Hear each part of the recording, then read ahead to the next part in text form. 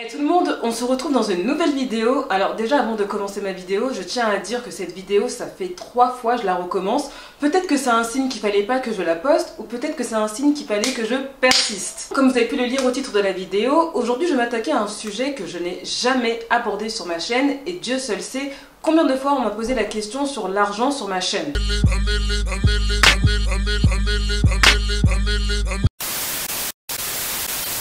Depuis le début de ma chaîne, on m'a souvent posé la question sur comment je faisais pour voyager, où est-ce que je trouvais l'argent, que par exemple il y a des personnes qui me disaient qu'ils n'avaient pas l'argent pour voyager et que en gros je vendais du rêve parce que tout le monde ne pouvait pas se permettre. J'ai souvent ignoré cette question de l'argent parce que j'avais pas envie de rentrer dedans, parce que vous savez que ici, en tout cas pour ceux qui me regardent, qui vivent en France, je sais qu'il n'y a pas que des personnes de France qui me suivent, mais en tout cas en France, parler d'argent c'est tabou. Mais après une très longue réflexion et certaines discussions avec certains d'entre vous en DM sur Instagram, j'ai compris que la plupart des personnes qui me suivent justement et qui ont vraiment envie de voyager, qu'ils soient étudiants ou adultes, disent tout le temps que eux ils n'ont pas les moyens de voyager, d'aller là-bas ou d'aller là-bas. Je me suis dit pourquoi pas faire une vidéo où je vous donnais 8 conseils pour arrêter d'être en galère d'argent. Si le sujet de cette vidéo t'intéresse, je t'invite à continuer à regarder la suite. Alors je sais que dans le monde capitaliste dans lequel on vit, l'argent c'est le nerf de la guerre. On va pas mentir, sans argent on ne peut rien faire, sans argent on ne peut pas avoir de projet, sans argent on ne peut pas avoir un toit, sans argent on ne peut pas se nourrir et sans argent on ne peut pas voyager non. C'est vrai, avec du recul, en repensant à vos commentaires,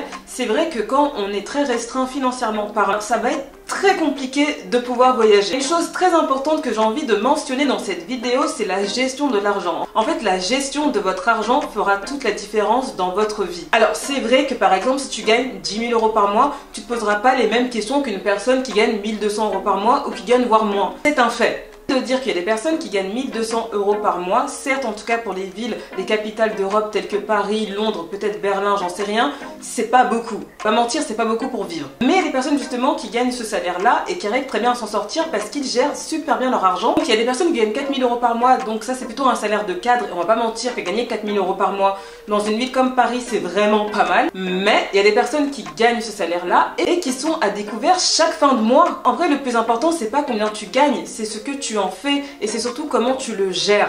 Croyez-moi, il y a plein de personnes qui voyagent et pourtant elles ne gagnent même pas 4 000 €. Il y en a qui gagnent peut-être que 1 500 € et qui arrivent à s'en sortir pour voyager. Donc vraiment ça dépend des gens. Alors les priorités, ça va être clairement la base de votre organisation financière. Donnez des exemples avec des salaires qui sont assez bas en tout cas pour la France. Par exemple quand on gagne 1 200 €. Si tu gagnes 1 200 € par mois par exemple, si tu es étudiant et que tu gagnes que 900 € par mois, avec ton temps partiel que tu fais ton contrat étudiant, forcément ce ne sont pas des salaires élevés. Mais avec 1 200 € ou avec 900 € tu peux quand même faire des choses. Et tu ne peux pas gagner ce salaire là en vivant la vida loca. Ce que j'appelle la vida loca, c'est-à-dire dépenser dans tout n'importe quoi comme si tu avais un salaire d'un ministre. Non, tu n'as pas le salaire d'un ministre, donc forcément si tu gagnes 1 200 €, il va falloir que tu fasses plus attention qu'une personne qui gagne 10 000 € par mois. Forcément, vu que vous n'avez pas les mêmes problèmes. En fait, il faut que tu te poses des questions en fait. Quand tu gagnes 1 200 €, donc je vais garder le salaire de 1 200 € juste pour que tu te fasses une image. Sinon, tu as un loyer à payer, tes factures, tes cotisations, j'en sais rien, des impôts si tu en payes, j'en sais rien. Le conseil de faire, c'est d'avoir un cahier où tu notes tout ce que tu dépenses par mois et tu notes en bas tout ce qui te reste comme argent à la fin du mois une fois que tu as tout payé. Ce que je te suggère aussi de faire, c'est qu'avec ton cahier que tu prends une autre page, tu marques tout ce que tu aimerais faire dans les 2 années à venir. Tu notes tout ce que tu aimerais faire, tout ce que tu rêverais de faire, tous tes projets, si tu as envie de voyager, si tu as envie de passer ton permis, peu importe quoi. Ce qui va concerner une dépense, on va dire un peu plus colossale que certaines, il faut que tu le notes dans un cahier et que tu dises que dans 2 ans, il faut que tu aies rempli tout ça. Liste dans l'ordre de tes priorités. Je pense aussi qu'il y a des personnes qui veulent faire plein de choses dans leur vie, hein. Je dis pas que c'est la motivation qui leur manque, mais juste il manque de structure, il manque d'organisation et il manque de sens des priorités. Je répète encore ce mot, dans la vie il faut avoir des priorités. Et avoir des priorités, ça veut dire que par exemple si tu as l'habitude d'acheter ci ou ça par mois, bah peut-être que si tu as une autre priorité, bah tu vas devoir te restreindre sur ça en fait. Justement quand on n'a pas un gros salaire, qu'on n'a pas un gros budget, ben on a des priorités. Comme je dis, on gagne pas tous 10 000 € par mois, on gagne pas tous 5 000 € par mois, donc on peut pas tous se permettre de tout avoir comme ça en fait. Surtout si toi ton rêve c'est de voyager, que ça fait des années que tu rêves d'aller aux Bahamas ou je sais pas où, et que t'as jamais les thunes pour y aller, bah il faut que tu revoies juste ton sens des priorités en fait, c'est hyper important. Et que tu te fasses une wishlist sur du court terme, je te promets que ça va grave t'aider. Accroche cette wishlist sur ton frigo, dans ton salon, dans ta chambre, en tout cas dans un endroit où tu es susceptible de le voir tous les jours en fait. Et ça va grave te donner la motivation de revoir tes priorités.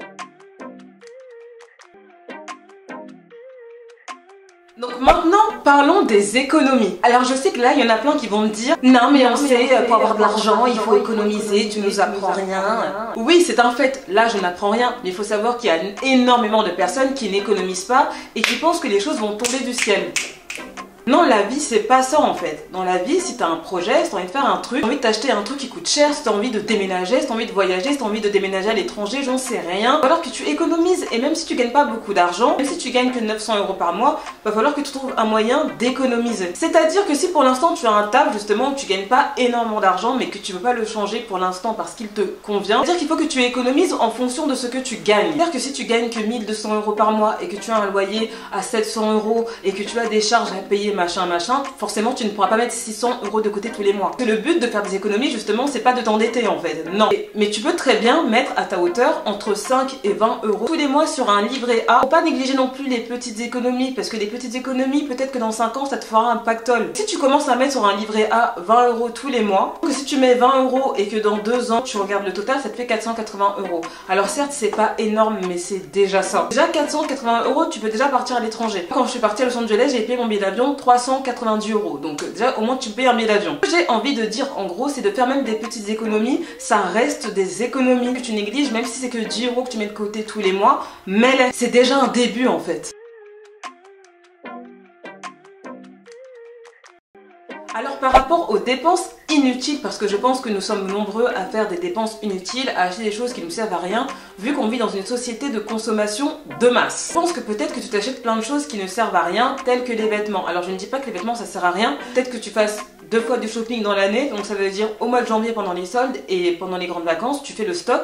Comme ça t'évite de t'acheter plein de petits vêtements, je sais pas, dans les magasins type chinois, qui ne coûtent pas cher, mais qu'au final, si tu vas régulièrement tous les mois au chinois, ça te reviendrait plus cher si t'achetais des choses de qualité en solde, plutôt que t'acheter plein de petites choses tous les mois et à la fin, ça fait un gros budget, vous vous rendez vraiment pas compte. Ceux qui aiment découvrir des nouveaux restaurants, je vais pas mentir, aller au restaurant, ça fait plaisir, surtout quand tu vas dans des restaurants que tu aimes, mais si tu as l'habitude d'aller souvent au restaurant avec tes amis, crois-moi que si tu diminues tes restaurants, si tu as l'habitude d'y aller bien sûr, crois-moi que tu pourrais économiser pas mal d'argent qui pourrait te permettre justement de voyager. Tout ce qui est prendre des Uber pour rentrer chez toi, que tu pourrais diminuer justement pour pouvoir mettre des sous de côté et pouvoir commencer à payer les voyages. Encore une fois, par rapport aux dépenses que tu fais à côté de ton loyer et de tes factures, bien sûr, je te conseille encore une fois de noter toutes tes dépenses que tu fais tous les mois. Tu mets du mois de janvier au mois de décembre, tout ce que tu achètes, tes sorties, tout, et tu regardes au final combien tu as dépensé et je pense que tu risquerais d'être surpris.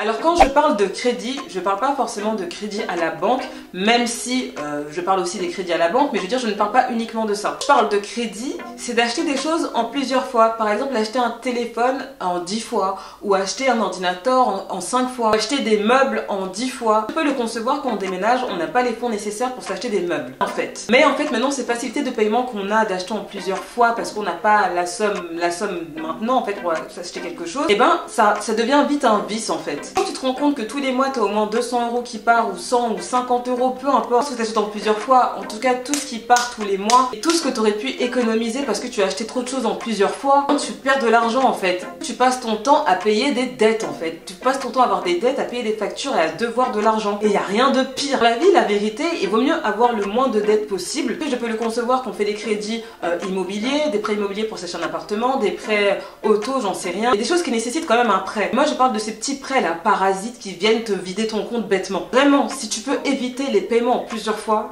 un conseil, évite-les. Surtout si tu as envie de voyager, pense pas à avoir des dettes à gauche et à droite. Moins tu auras de dettes et moins tu auras d'argent qui sortira de ton compte. Ce que j'ai envie de dire pour ce point, dans la vie, on n'a rien sans rien. Et il faut se battre pour avoir des choses, il faut serrer la ceinture, comme me disait ma mère. Dans la vie, parfois, il faut serrer la ceinture.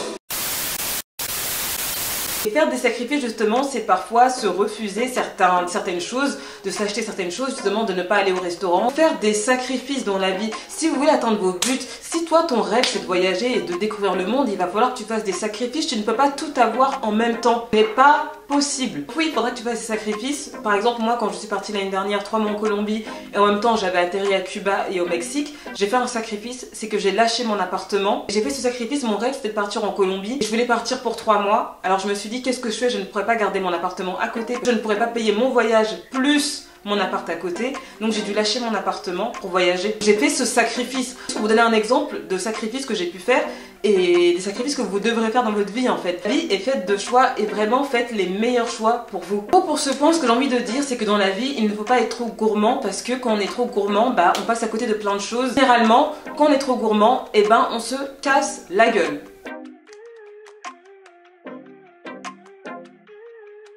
Donc si après tous ces points que j'ai énumérés, si ce n'est pas suffisant, si justement vous n'arrivez pas à vous dégager de l'argent parce que justement voilà, vous gagnez vraiment pas du tout assez, que c'est pas du tout possible, ça peut arriver. Moi ce que je propose de faire, c'est de trouver un complément de revenu. C'est-à-dire que par exemple si tu sais parler une langue, n'hésite pas à donner des cours de langue le soir, à mettre des annonces pour donner des cours de langue, j'en sais rien quelle langue que tu parles. Il me semble que ça c'était des exemples que j'avais donnés dans ma vidéo pour les étudiants qui veulent voyager justement, qui n'ont pas d'argent, que je te mets dans le i quelque part ici. J'ai dit aussi que tu pouvais aussi assister à des émissions télévisées, donc en gros tu serais dans le public et tu es payé 80 € brut par émission. Il me semble que c'est sur Canal+, mais n'hésite pas à chercher sur internet une émission de télévision justement qui te rémunère pour être dans le public. N'hésite pas à chercher ça sur internet parce qu'il y en a plein. Tu tapes tous les jours de 8 h à 17 h, j'en sais rien, tu peux aller après sur un plateau de télévision pendant 2 heures, tu restes dans le public. Imaginons que tu fais ça pendant toute la semaine, pendant 2 mois. Même 80 € brut par émission que tu peux mettre de côté. N'hésite pas à trouver des compléments de revenus. Ne reste pas uniquement sur un taf en fait. Si ce taf là il te rapporte pas assez d'argent, trouve autre chose à côté, ça pourrait un peu te soulager.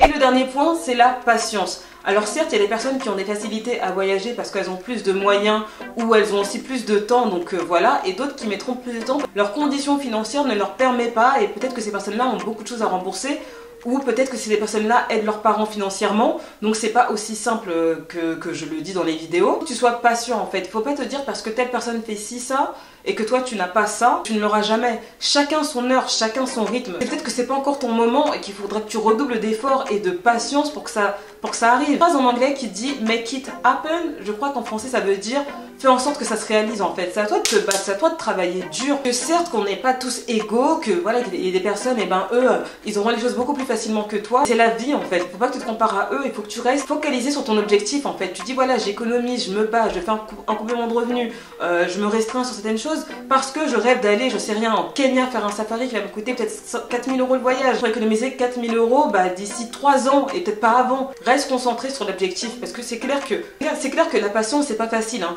Nous les êtres humains on n'aime pas attendre, on va pas mentir. C'est pour ça que je dis qu'il faut que tu sois vraiment patient parce que peut-être que toi, les choses n'arriveront pas aussi vite pour toi que ton voisin ou ta copine qui est à côté de toi par exemple. Un exemple que je vais raconter rapidement qui me concerne, que j'avais raconté au début de ma chaîne.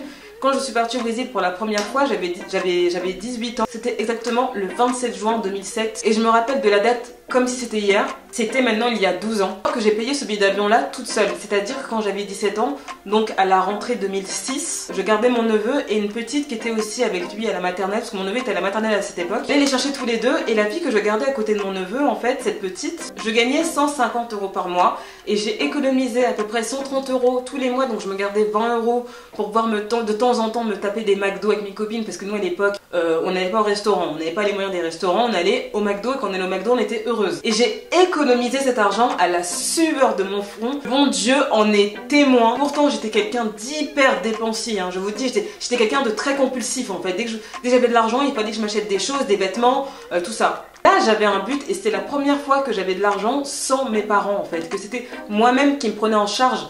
Donc avec cet argent que j'ai économisé, j'ai réussi à payer mon billet d'avion, j'ai réussi à faire mon passeport, j'ai réussi à avoir de l'argent de côté et j'ai pu partir au Brésil et j'avais 18 ans. J'ai économisé de septembre à juin, donc le mois de juin c'était le dernier mois, j'avais déjà payé mon billet d'avion en ce moment-là. J'ai économisé tous ces mois sans m'acheter de nouveaux habits, sans aller au restaurant avec mes copines, enfin au McDo où j'allais très très rarement, sans pouvoir me faire plaisir parce que j'avais un but en fait. Je voyais mes copines avoir le dernier MP3, je voyais mes copines, je sais pas, avoir les dernières chaussures. Moi j'étais une clocharde à l'époque, je ressemblais à rien.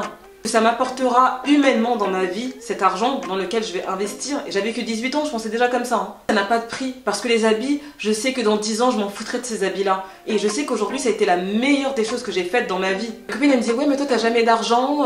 Bah, j'ai fait si, j'ai de l'argent, mais c'est parce qu'en fait, j'économise. Je dois partir au Brésil, en fait. Je dois y aller. À partir de ce moment-là, j'ai su comment il fallait gérer de l'argent et j'ai su surtout connaître mes priorités dans la vie. Je l'ai su très très jeune. Et pourquoi je vous raconte cette histoire en fait? Simplement pour vous dire que tous ceux qui m'envoient des messages et qui me disent tu as de la chance, mais toi t'as de l'argent, mais tu fais quoi dans la vie? Mais nanana, j'ai envie de dire, hein, je reviens de très loin, je reviens de 150 € par mois. Ils ont même 20 € par mois parce que je ne vivais qu'avec 20 € par mois, je n'avais pas d'argent, j'avais rien. Parfois à midi je mangeais pas parce que j'avais pas de thunes pour payer à bouffer. Avant j'étais vraiment fauchée de ouf.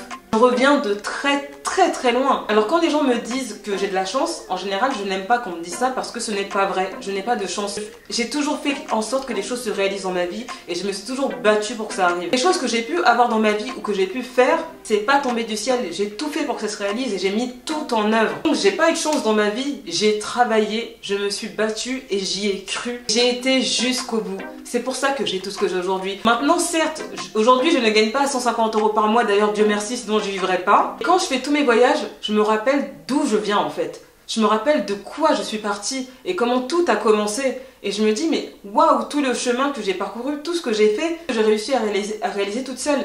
Et je suis juste fière de mon parcours et je suis fière de moi. Et ça me rend encore plus fière depuis que j'ai commencé cette chaîne YouTube. Alors que quand j'ai commencé YouTube au tout début, je ne savais même pas ce que j'allais partager sur cette plateforme. Je vois tous vos retours ou toutes les personnes qui ont voyagé seules. Ils m'ont dit Leslie, c'est grâce à toi que j'ai trouvé le courage de voyager seule. Merci pour tes vidéos, continue. Des personnes qui ont été en Tanzanie, j'ai parlé avec des personnes qui ont été en Angola, j'ai parlé avec des personnes qui ont été en Amérique du Sud. Des personnes qui ont été en Asie et m'ont dit tout ça c'est grâce à toi. Alors je me dis mais tout ce que j'ai commencé à partir de l'âge de 17 ans, aujourd'hui je commence à comprendre la signification de tout ce que j'ai parcouru, c'est de vous transmettre ma passion et si c'est aussi la vôtre, vous donner en même temps les clés que vous réussissiez à réaliser vos rêves en fait. Et moi, juste ça, ça me rend fière de moi. Donc voilà, on arrive à la fin de la vidéo, ça m'a un peu ému là, les mots de la fin que j'ai dit par rapport aussi à... Enfin, par rapport aussi au parcours quand j'ai commencé à économiser quand j'avais 17 ans, je sais pas, ça m'a fait quelque chose là sur le coup. Parce qu'en fait, j'ai du mal à me rappeler de où je suis partie et de faire des vidéos, que vous posez des questions et que ça me pousse à repenser au point de départ. Ça me donne de l'émotion en fait. Donc voilà, j'espère que cette vidéo t'a plu. N'hésite pas encore une fois à me dire ce que t'en as pensé en commentaire. Si tu n'es pas encore abonné à ma chaîne, n'oublie surtout pas de t'abonner à ma chaîne et à laisser ton pouce bleu si la vidéo t'a plu. Surtout pour mon référencement, c'est important. Si vous voulez que mes vidéos soient vues sur les voyages, tout ça, participez aux vidéos, mettez des likes, c'est hyper important. Si tu veux connaître toute mon actualité, n'oublie surtout pas de me suivre sur Instagram. Et en attendant ma prochaine vidéo, je te fais plein de gros bisous. Bye bye.